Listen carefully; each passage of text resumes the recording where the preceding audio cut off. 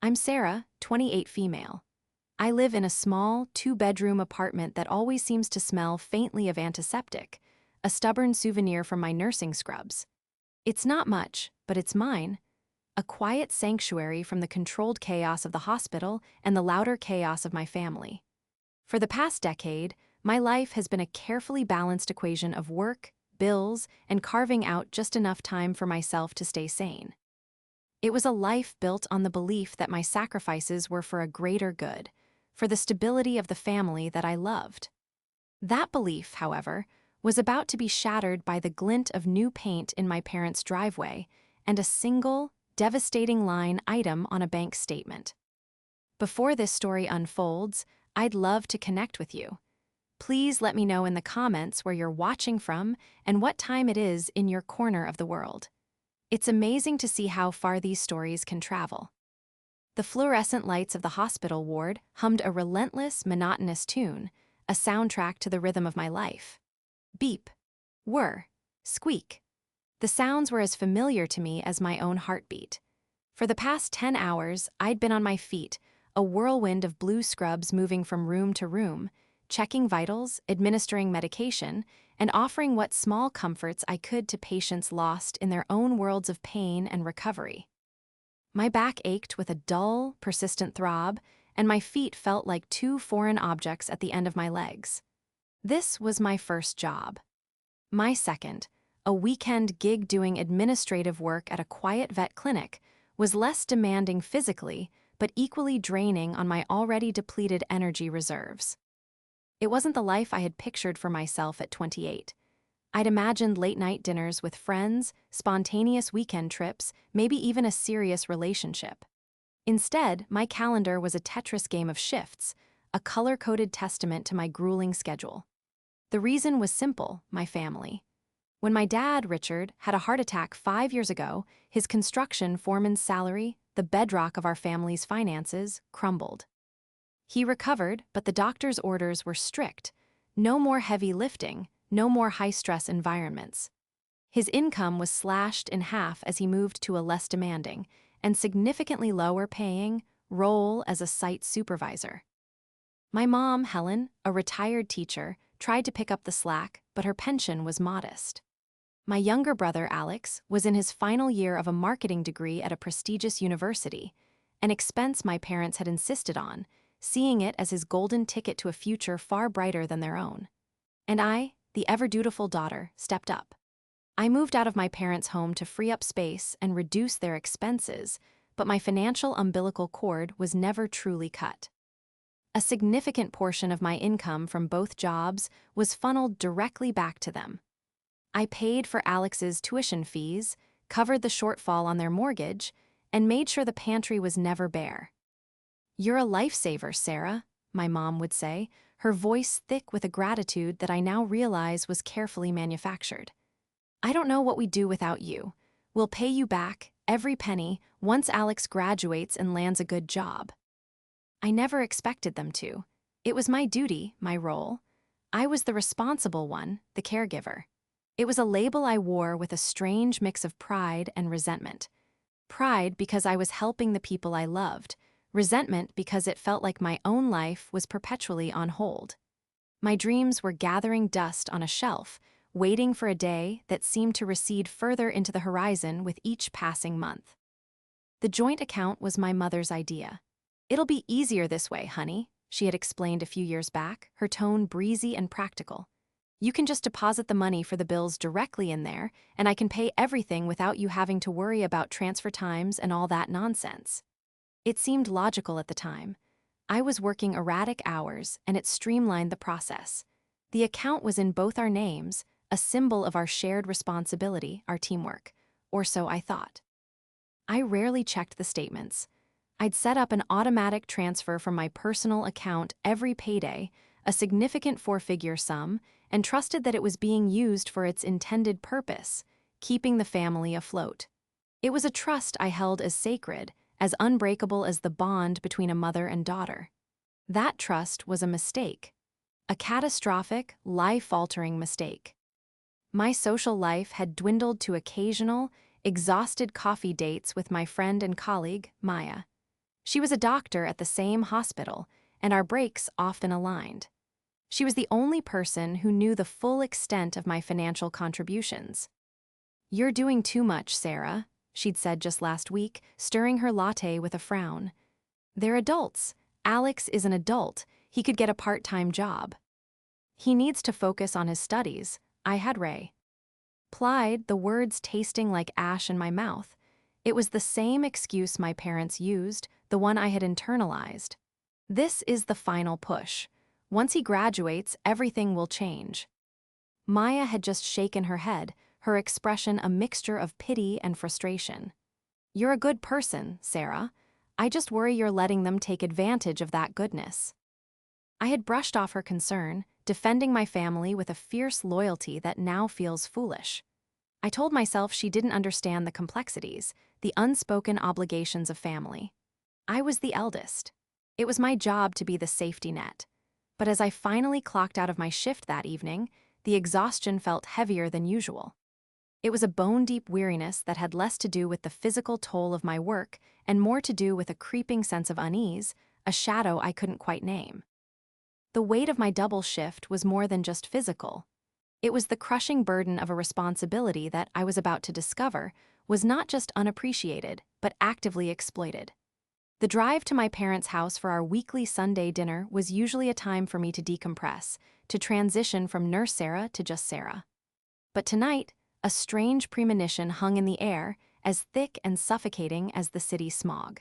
Something was off. I could feel it in my gut, a low, anxious hum beneath the surface of my fatigue. The hum was about to become a roar. I pulled my 10-year-old sedan onto my parents' street, the engine rattling a familiar, weary tune. It was a good car, reliable and paid for, but it was showing its age. The paint was faded, a collection of small dings and scratches telling the story of years spent in hospital parking lots and navigating tight city streets. As I turned into their driveway, I saw it. And I stopped. My foot slammed on the brake so hard the car lurched forward, my seatbelt digging into my shoulder. There, parked in the spot where my dad's old truck usually sat, was a brand new car. It wasn't just new, it was pristine. A sleek metallic blue SUV, so polished it reflected the setting sun with a blinding glare. A giant red bow, the kind you see in commercials, was perched ridiculously on its hood. For a moment, I was just confused. Had the neighbors parked in the wrong driveway? Had my dad won a contest? Then, the front door of the house burst open, and my family spilled out onto the lawn, their faces alight with a kind of ecstatic joy I hadn't seen in years. My brother Alex was practically vibrating with excitement, a wide, incredulous grin splitting his face. My mother, Helen, was clapping her hands together, her eyes sparkling. My father, Richard, stood with his arm around Alex's shoulders, beaming with paternal pride. "Surprise!" Alex yelled, throwing his arms out towards the car as if presenting a masterpiece. My brain struggled to process the scene. I got out of my car, the door creaking in protest, and walked slowly towards them, my worn-out nursing shoes crunching on the gravel. The smell of new car, a mixture of leather, plastic, and something vaguely chemical, hit me before I was even close. What is this?" I asked, my voice barely a whisper. "It's for me," Alex announced, patting the hood with reverence. "Can you believe it? A graduation present. Mom and Dad completely surprised me." A graduation present. The words echoed in the cavernous space that had suddenly opened up in my chest. Alex wasn't graduating for another 3 months. A present. An expensive, extravagant present. While I was working myself to the bone, counting every dollar, skipping meals to save money, they had bought him this. A car, I looked at my parents, searching their faces for an explanation that made sense. "How? We can't afford this." The "we" slipped out, a reflex born of years of shared struggle. My mother's smile faltered for a fraction of a second. "Oh, honey, don't be a wet blanket, we've been saving. Your father and I wanted to do something special for Alex. He's worked so hard." Saving? I wanted to laugh. Saving what? Every spare penny they had, and a significant portion of my own salary, went towards keeping their heads above water. There was no room for saving in our budget. I knew this because I was the one who made sure the numbers added up each month. "He deserves it, Sarah," my dad said, his tone firm, a warning edge to it. "The boy's done us proud." Alex, oblivious to the storm brewing inside me, was already opening the driver's side door. "It's fully loaded. Leather seats, sunroof, the whole package. Come on, check it out." I felt numb. I walked around the car, my hand tracing the flawless paintwork. It was a beautiful machine, a symbol of a life I couldn't even dream of affording. It was a slap in the face. A gut punch, just as the title of this story suggests. Each feature Alex pointed out, the state-of-the-art sound system, the navigation screen, the heated seats, was another twist of the knife. Each one represented a double shift I had worked, a weekend I had given up, a personal want I had sacrificed. "It's nice," I managed to say, the word tasting like poison. "Nice, it's incredible," Alex laughed, sliding into the driver's seat. "I can finally get rid of that old junker I've been driving." His old junker was the car I had bought for him when he first got his license, a second-hand hatchback that I had paid for in cash with money saved from my first year of nursing.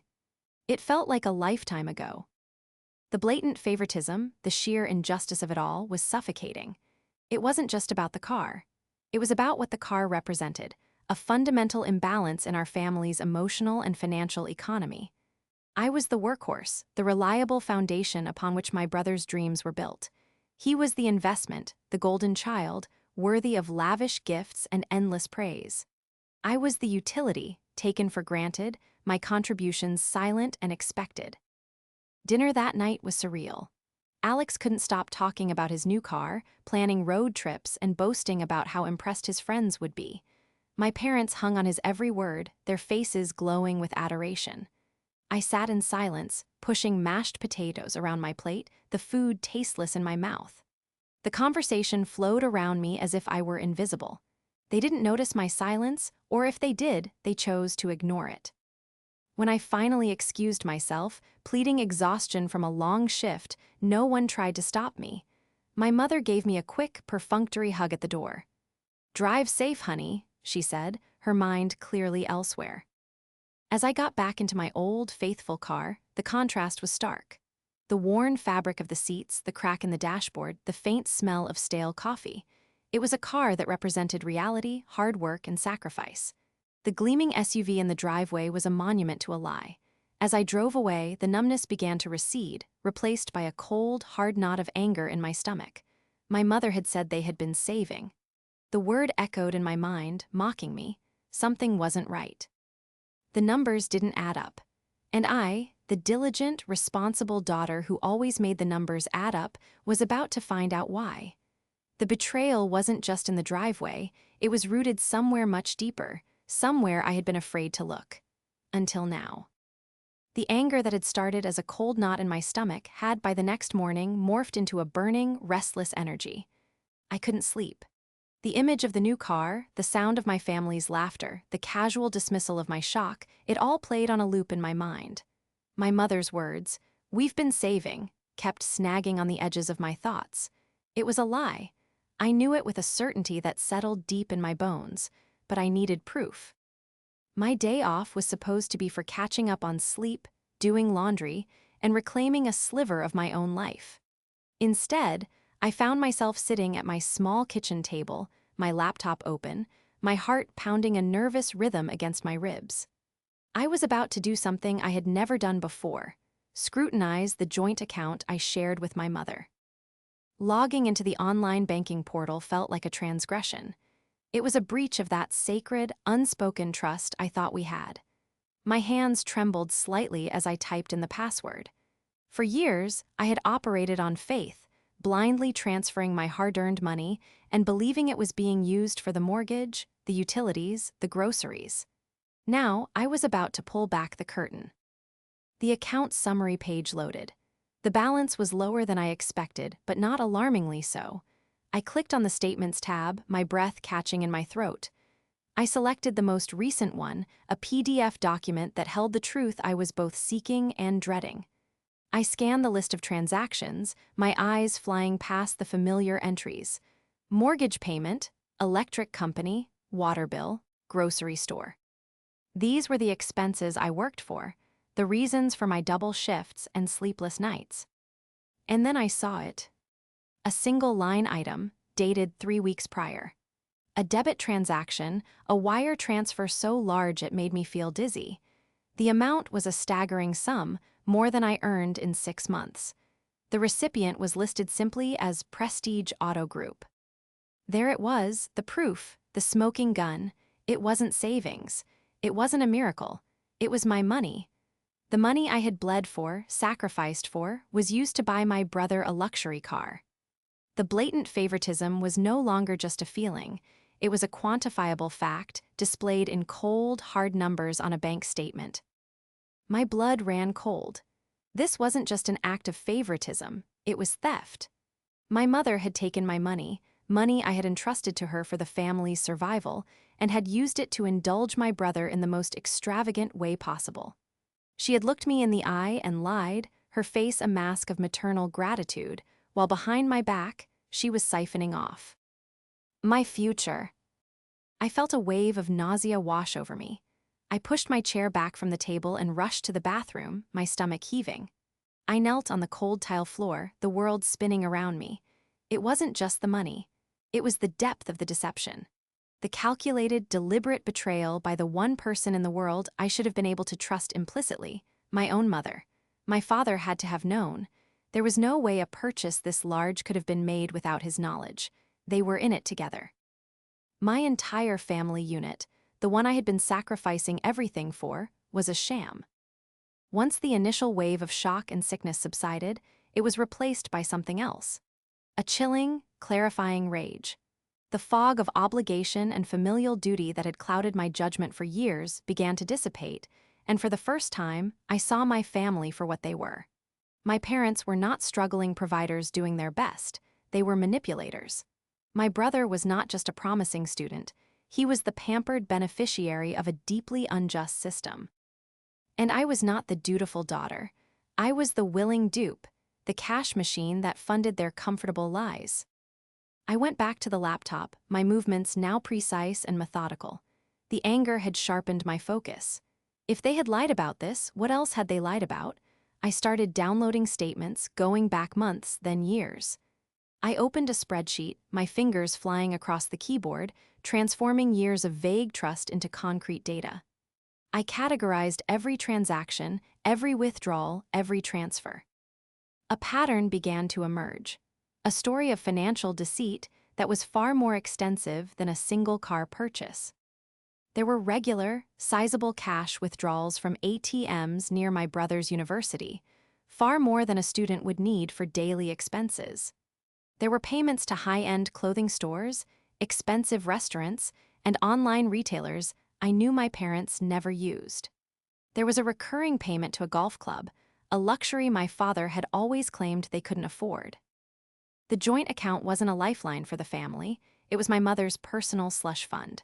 She was using my money to subsidize a lifestyle they were presenting to the world and to me as a struggle.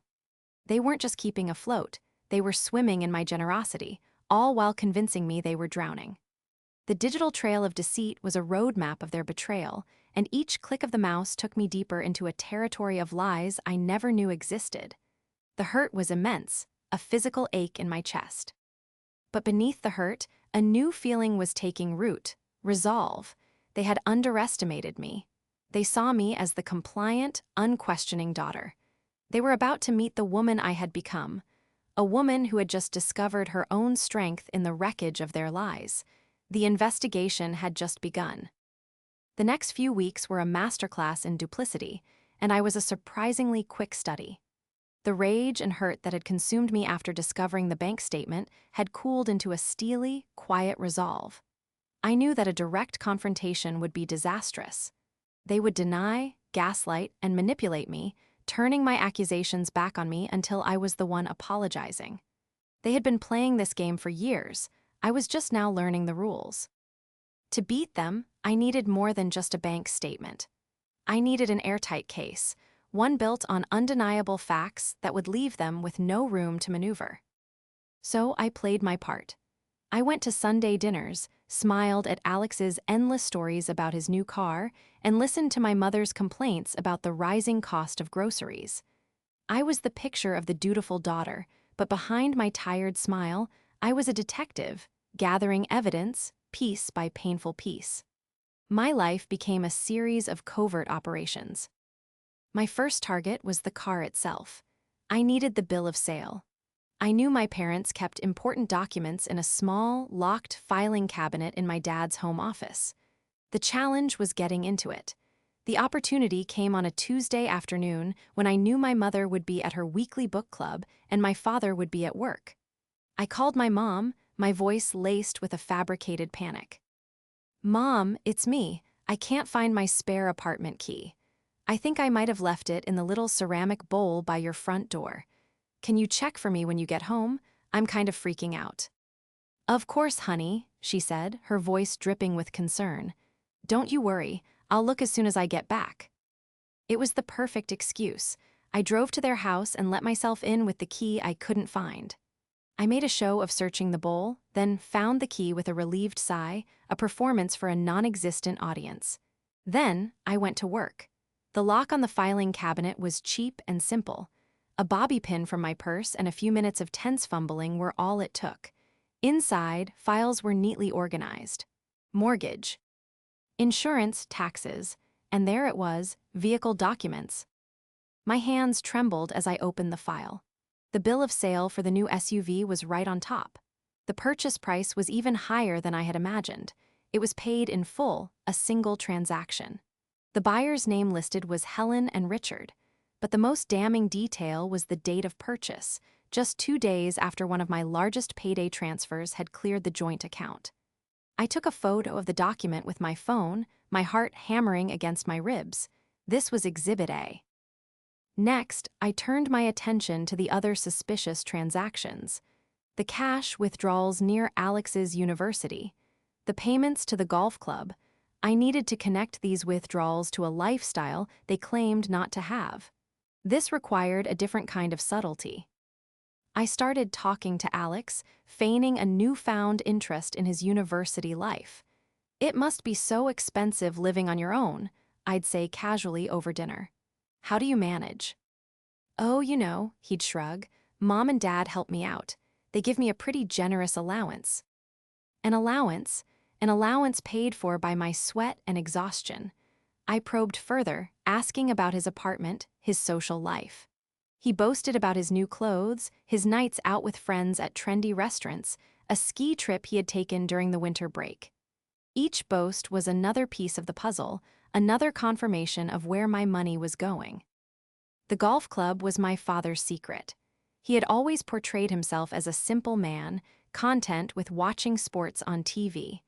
I found the club's website online. It was an exclusive, members-only establishment with exorbitant annual fees. On a whim, I called their administrative office. "Hi," I said, my voice bright and cheerful. "I'm trying to arrange a surprise for my father, Richard. I believe he's a member there. I wanted to book a round of golf for his birthday." The receptionist was helpful. "Richard? Yes, he's been a member for 3 years now. What date were you thinking?" 3 years? The deception had been going on for 3 years. I thanked her and hung up, the phone feeling heavy in my hand. My father, the man who claimed his bad back prevented him from working full-time, was spending his afternoons on a golf course, funded by his daughter's back-breaking labor. The final piece of the investigation was the most painful. It involved my mother. I needed to understand the why. Was it malice, greed, or something more complex? I started paying closer attention to her, to the things she said and did. I noticed how she lit up when Alex was around, how she catered to his every whim. With me, she was appreciative, but in a distant, almost formal way. I was a resource. He was a reflection of her aspirations. One afternoon, I accidentally overheard a phone conversation she was having with her sister, my aunt. She was in the kitchen, and I was in the hallway, supposedly looking for a book. Her voice was low, but I could hear every word. "Oh, Alex is doing wonderfully," she gushed. "His new car is just beautiful. We have to give him every advantage, you know? It's a competitive world out there. Sarah? Oh, she's fine, working hard as always, she's a good girl, so responsible. A good girl? Responsible. The words were meant as a compliment, but they felt like an insult. They were the labels that had defined and confined me, the justification for my exploitation. In her eyes, my purpose was to be the steady, reliable engine that powered her son's ascent. My own dreams, my own future, were irrelevant. My silent investigation was complete. I had the bill of sale for the car. I had Alex's unwitting testimony about his lavish lifestyle. I had confirmation of my father's secret golf club membership. And I had the crushing confirmation of my mother's motivations. I had built my case, not with anger and accusations, but with cold, hard facts. The stage was set. All that was left was to decide on the time and place for the curtain to rise. And I knew exactly when that would be, the final family dinner. With my evidence gathered and my resolve solidified, the raw, chaotic anger I had felt transformed into something cold, clear, and methodical. I was no longer the victim in this story. I was the architect of its conclusion. Revenge, I decided, wasn't about screaming matches or tearful confrontations. It was about precision. It was about dismantling the entire fraudulent structure of our family dynamic, brick by brick, lie by lie, until they were left standing in the ruins of their own making. My plan had two phases, securing my future and orchestrating their reckoning. Phase 1 began immediately. The first and most crucial step was to sever the financial ties. I walked into my bank the very next day. I explained to the bank manager that I needed to close the joint account I held with my mother and open a new, personal account at a different branch. There's been a significant amount of fraud. Lent activity on the joint account, I stated calmly, my voice even and firm.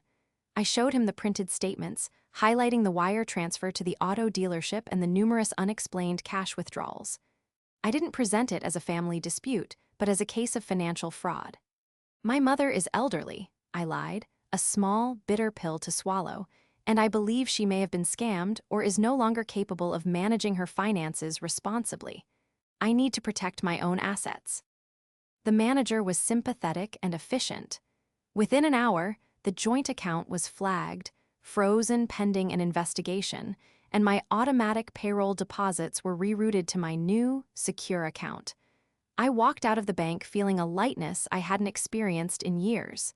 The financial umbilical cord had been cut. The cash machine was officially closed for business. Next, I focused on asset recovery. I wasn't just going to walk away, I was going to reclaim what was mine. I spent the next 2 weeks meticulously calculating every penny I had deposited into that joint account over the past 3 years, the period for which I had concrete evidence of their deceit. I cross-referenced it with the household expenses I had agreed to cover, the mortgage, utilities, and a reasonable amount for groceries. The difference was staggering. It was a sum of money that could have been a down payment on a house, my future. I compiled everything into a formal document, complete with copies of bank statements, the car's bill of sale, and a detailed spreadsheet. It was no longer a family argument, it was a legal document, a demand for repayment. I consulted with a lawyer, a free half-hour session offered through my nursing union, who confirmed that I had a strong case for financial exploitation. He advised me on the proper legal language to use in my demand letter. Phase 2 was the confrontation. It needed to be on my terms, in a setting where they would be least expecting it. The upcoming Sunday dinner was the perfect stage. It was their turf, their weekly ritual of self-congratulation, and I was about to rewrite the script. I spent the week preparing not just my documents, but myself. I rehearsed what I was going to say, practicing in front of the mirror until the words came out without a tremor in my voice.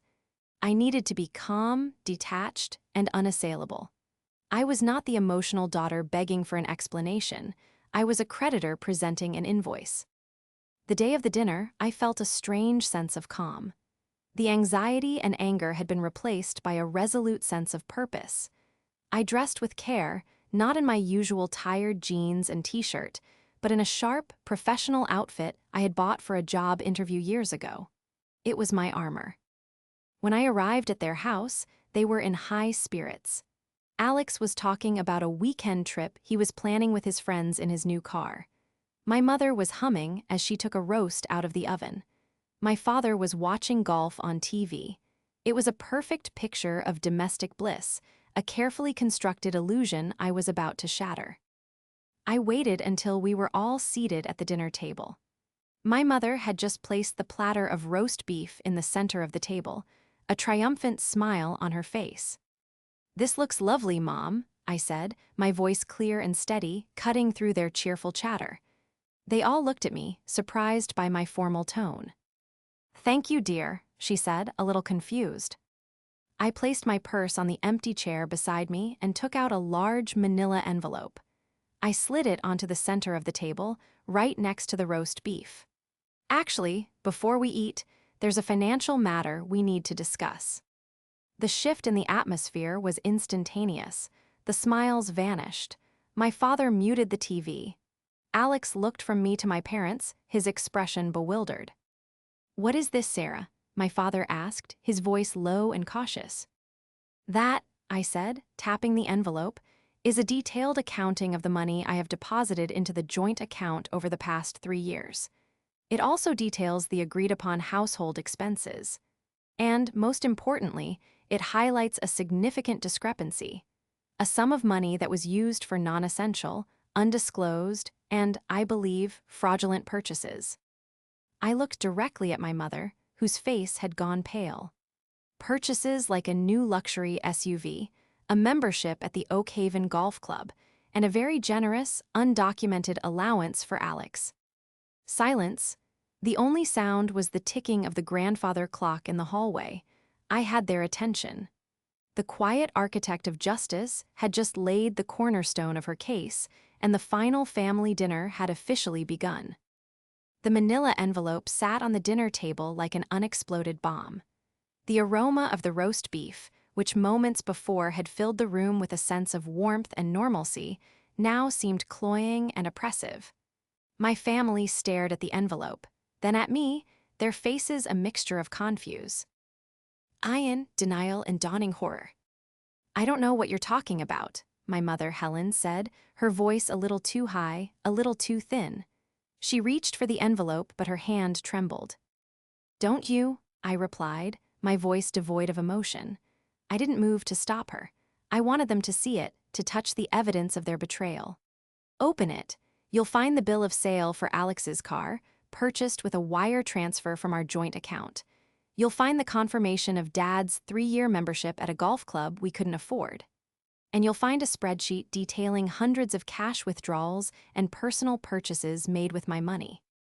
The money I earned working double shifts, while you told me we were barely keeping our heads above water." My father, Richard, slammed his hand on the table, making the silverware jump. "Now you listen here, Sarah. We are your parents. We don't have to explain our financial decisions to you. The money you gave was to help the family, and that's what we used it for." "Did you?" I asked, raising an eyebrow. "Is a $50,000 car for a student who doesn't have a job a necessary family expense? Is a golf membership a survival need? You didn't just use the money for the family, you stole it from me. You lied to me every single day for years." Alex, who had been silent until now, finally spoke up, his voice a bewildered whine. "What are you talking about? Mom and Dad bought me the car. It was a gift." "Oh, Alex," I said, and for the first time, a flicker of pity pierced my anger. "They bought it with my money. With the money that could have been my down payment on a house, my emergency fund, my future. They bought you a gift with my stolen future." The color drained from his face as the reality of the situation began to sink in. He looked at his parents, his eyes wide with a question they couldn't answer. My mother started to cry, fat, theatrical tears rolling down her cheeks. "How can you say this, Sarah? How can you be so cruel? We love you both equally. We just wanted to give your brother a little head start in life." "A head start?" I laughed, a bitter, hollow sound. "You gave him a luxury vehicle while I was driving a car that's a decade old. You funded his social life while I gave up my own. You didn't give him a head start, you handicapped me. You treated me like an ATM, not a daughter. I let the weight of my words hang in the air before delivering the final, calculated blow. I had discovered it while looking through the filing cabinet, a document tucked away in a file labeled estate planning. It was my parents' will. You know, I said, my voice dropping to a conspiratorial whisper, while I was looking for the car's bill of sale, I found something else. I found your will. This got their attention. My father stopped glaring, and my mother's crying hitched. It was very illuminating, I continued. You've decided to leave the house, your only significant asset, entirely to Alex. The clause stated it was because he would need the stability more, whereas I, being so responsible and self-sufficient, would be fine on my own. I looked at them, my expression unreadable. You weren't just stealing from me in the present, you were planning to disinherit me in the future. You were going to use my money to pay off the mortgage on a house that you were never going to let me inherit. You used my responsibility as a justification for your theft and my exclusion. That was it, the final, undeniable proof of their long-term, calculated favoritism. It wasn't just about money, it was about worth. In their eyes, I had none beyond my ability to provide for their golden boy. The silence that followed was absolute. They had nothing to say. No denials, no excuses, no gaslighting could work against the cold, hard facts I had laid before them. They were exposed, their years of manipulation and deceit laid bare on the polished surface of their dining room table. I stood up, my chair scraping against the hardwood floor. So here's what's going to happen, I announced, my voice ringing with an authority they had never heard from me before. The envelope contains a legally drafted repayment agreement. You have two options. You can sign it, agreeing to pay back the full amount I've calculated.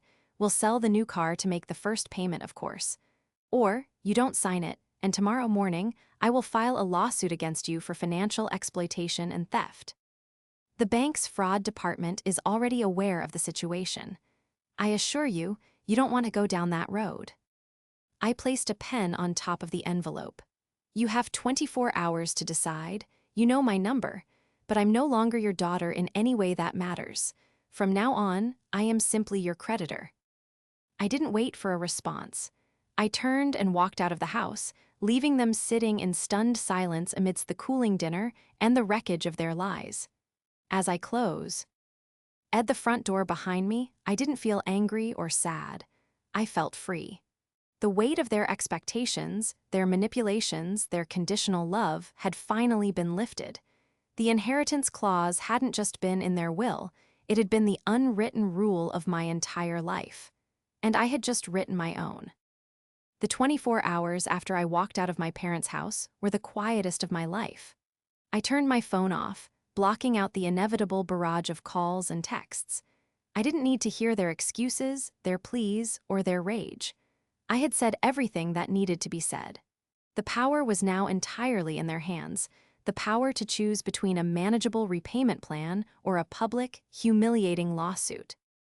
The silence from them was, in itself, an answer. It told me they were cornered, that they were finally understanding the gravity of their situation. The next afternoon, a text message finally came through from my father. It was short and to the point. We'll sign. The car is being listed for sale tomorrow. There was no apology, no admission of guilt. I hadn't expected one. For people like my parents, the shame of being caught far outweighed any genuine remorse. Their concession wasn't born of a moral awakening, but of a pragmatic desire to avoid legal trouble. It was enough.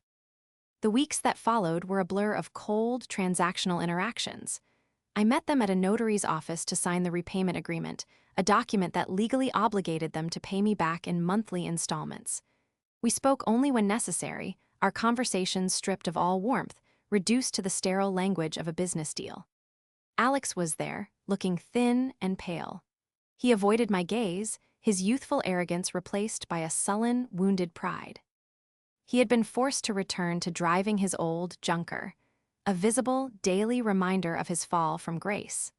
The gleaming blue SUV, the symbol of his unearned privilege, was sold within a week. The initial lump sum payment appeared in my new bank account, a tangible first step towards reclaiming my future. I cut all personal contact. I blocked their numbers. I didn't go to Sunday dinners.